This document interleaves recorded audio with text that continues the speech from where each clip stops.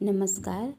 आज नई कहानी के साथ फिर से एक बार कृपा करके मेरे चैनल को सब्सक्राइब कीजिए, लाइक कीजिए और कमेंट करके ज़रूर बताइए कि मेरी कहानी कैसे लगी।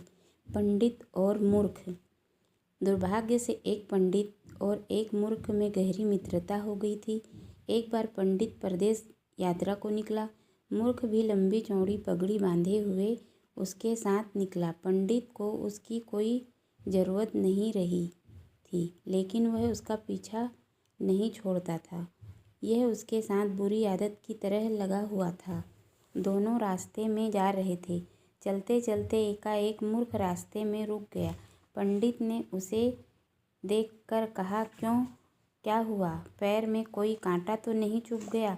मूर्ख बोला, नहीं महाराज, पैर में तो कोई कांटा नहीं चुभा, लेकिन सिर में एक बड़ा नुकीला कांटा चुभ गया है। पंडित ने इधर उधर देखा, फिर बोला, यहाँ तो कोई बबूल का पेड़ भी नहीं है, फिर तेरे सिर में कांटा कैसे चुभ गया? मूर्ख ने उत्तर दिया, सुनिए तो, मैं तो एक बड़ा ही पेचीदा सवाल हल करने में लगा हूँ। मेरी समझ में यह नहीं आ रहा है कि मनुष्य के दोनों पैरों में कौन सा अगला है और कौन सा पिछला। महाराज, इसका निर्णय हो जाना चाहिए कि दोनों में नेता कौन है। मैं इस संकट में हूँ कि किसको आगे करूँ और किसको पीछे। मेरे लिए दोनों ही बराबर हैं, इसलिए मैं बिना सोचे समझे एक को आगे बढ़ाकर दूसरे को पीछे नहीं करना चाहता। पंडित उसकी पूरी बात सुन गुस्से में बोले, तू इस तरह आगा पीछा करता रहेगा तो एक भी कदम नहीं बढ़ेगा। बेकार की बातों में दिमाग क्यों उलझाता है? यह कहकर उसने उसे एक जोर का धक्का दिया। फिर वह चल पड़ा। शाम होते वे एक शहर में पहुँचे। वहाँ एक धर्मशाला में ठहर गए। मूर्ख ने पंडित जी के प्रति बड़ी कृतज्ञता प्रकट की, क्योंकि उसी की कृपा से उसके रुके हुए पैर फिर चल पड़े थे। उसने पंडित जी से कहा, मित्र, तुमने तो मेरी तरकीब की, मेरी फंसी हुई गाड़ी चल पड़ी, नहीं तो मैं ठहर जाता। पंडित ने अपने सिर की ओर इशारा करते हुए कहा, यह एक दिमाग की करामात है।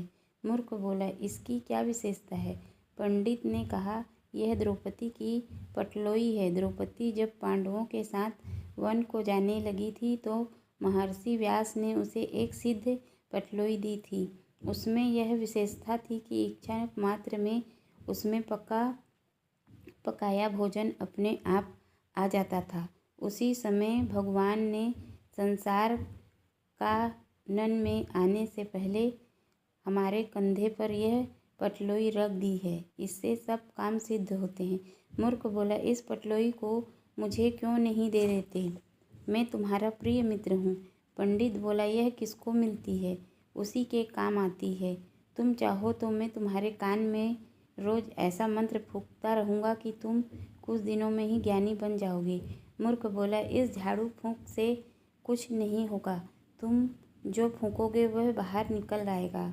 देखते ही नहीं, भगवान हर क्षण नाक में हवा फूंकता है, मगर दूसरे ही क्षण वह बाहर आ जाती है। मूर्ख की बेसर पैर की बातें सुनते सुनते पंडित सो गया। उसके सोने पर मूर्ख साथी को एक मजाक सूझी। उसने सोचा कि इसकी पटलोई कहीं छिपा दूं, तो जागने पर जब ये महाशय बड़े चक्कर में पड़ेंगे और चारों ओर उसे ढूंढते फिरेंगे। अपने कंधे पर एकाएक अपना सिर गायब होते इसके आश्चर्य का ठिकाना न रहेगा। इसकी सारी अक्ल गुम हो जाएगी। यह अपनी पटलोई ढूंढते हुए जब परेशान हो जाएंगे तब बताऊंगा कि तुम्हारी पटलोई कहाँ है। उसे पाकर वे खुश हो जाएंगे। ऐसा विचार करके उसने पंडित जी का सिर काटकर दूर एक कोने में छिपा दिया और स्वयं बैठकर उसके जागने का इंतजार करने लगा। जब पंडित जी नहीं जागे तो उसे ध्यान आया कि सिर कटा साथी तो वैसा ही पड़ा है। उसकी निर्जीव धड़ को देखते ही वह भय से कांपने लगा। सिर काटते समय उसे ध्यान नहीं था कि बिना सिर का आदमी जागेगा कैसे। अब उसमें चेतना आई, लेकिन अब पछताना बेकार था। सुबह जब धर्मशाला वालों ने खून से लथपथ पंडित जी के शरीर को देखा तो वे मूर्ख से पूछताछ करने लगे। मूर्ख ने कहा, हमने तो हंसी की थी, हमें क्या मालूम था कि हंसी हंसी में मित्र की जान चली जाएगी।